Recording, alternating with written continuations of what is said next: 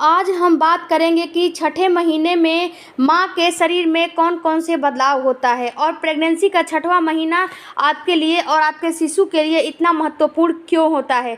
छठवें महीने में शिशु का क्या क्या नई फीचर शिशु आपके गर्भ में सीखता है, आज उसी के बारे में हम बात करने जा रहे हैं।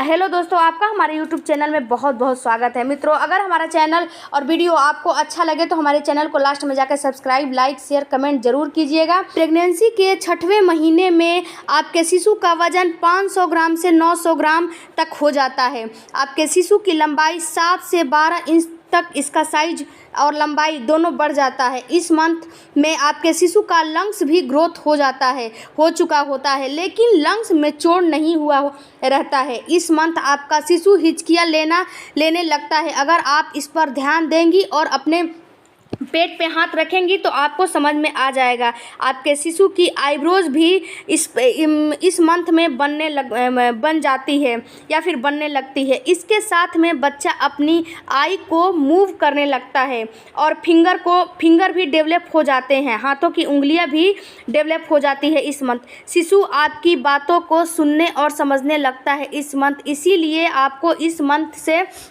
रोना धोना, इमोशनल होना मना किया जाता है कि आपका शिशु अब मैच्योर हो गया है। तो आप अच्छी बातें करें, आप अपने शिशु से भी बातें करें। गर्भ में जब आपका शिशु रहता है तो आपको रामायण, गीता, मतलब अच्छी पुस्तक और अच्छी नॉलेज रखनी चाहिए। अपने अंदर आपको निगेटिविटी नहीं अपने अंदर रखना चाहिए। आपको खुश रहना चाहिए। इसीलिए कहा जाता है कि जितना आप खुश रहेंगी उतना आपका शिशु भी अच्छा उसमें गर्भ में संस्कार सीखेगा और अच्छा रहेगा। अब जानते हैं कि आपके अंदर क्या क्या बदलाव होता है। इस मंथ आपका जो इचिंग की समस्या है वो बढ़ जाती है। आपकी भूख बढ़ जाने वाली है इस मंथ से। आपके स्तनों की साइज बढ़ जाती है। आपके टमी भी बहुत अच्छे से दिखाई देने लगती है। जो देखेगा वो बोल देगा कि आप गर्भवती हैं, आप प्रेग्नेंट हैं।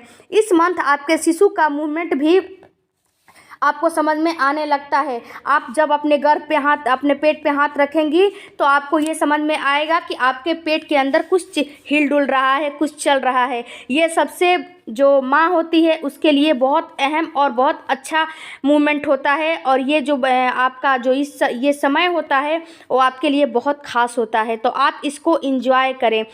इस मंथ आपको हल्का दर्द भी होने लगता है। कभी कभी आपको दर्द होने लगेगा और आपको यूरिन की फ्रीक्वेंसी भी बढ़ जाती है। आपको बार यूरिन की समस्या भी बढ़ जाती है।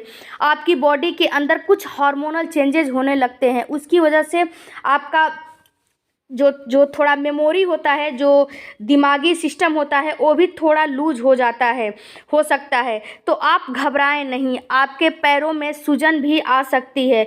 ये सूजन आपको हो सकता है कि आपका गर्भाशय बड़ा हो गया है, आपका शिशु बड़ा हो गया है, इस वजह से भी ये सूजन आ सकती है या फिर अन्य कोई कारण भी हो सकता है। अब इसके बाद हम जानते हैं कि आपको किन किन चीज़ों का इस मंथ में ध्यान रखना चाहिए। आपकी कौन सी ऐसी बातें हैं जिसको इग्नोर आपको नहीं करना चाहिए। तो देखिए दोस्तों, इस समय आपको लिक्विड का इंटेक बढ़ा देना चाहिए, इसलिए कि आपके शिशु के चारों तरफ पानी होता है। और आपको पता होना चाहिए कि आपके गर्भ के अंदर अगर एमनियोटिक द्रव्य कम हो जाएगा तो आपको शिशु का नॉर्मल डिलीवरी तो होगा नहीं और आपके शिशु के जान की भी खतरा हो सकती है। तो आपको लिक्विड ज़्यादा लेना है। अपना फाइबर का इंटेक भी आप बढ़ा दीजिए। आप अपने खाने में फाइबर युक्त खाना ही खाइए।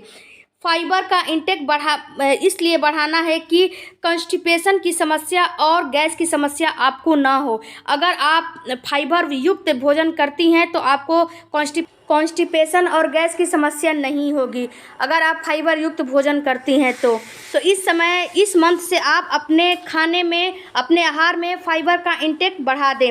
इसके बाद आपको पैर को लटका के नहीं बैठना है। अगर आप पैर लटका के बैठेंगी तो आपको समस्या खड़ी हो सकती है। आपका ब्लड का सर्कुलेशन रुक जाएगा और आपके पैरों में सूजन आ सकती है।